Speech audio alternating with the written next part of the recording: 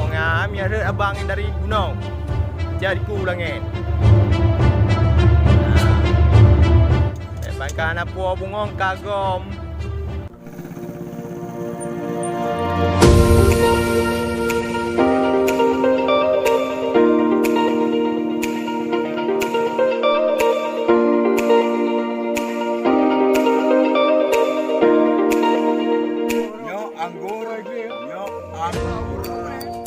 Jadi ada yang kedua lagi, yang bunganya ada kuning, ada hijau,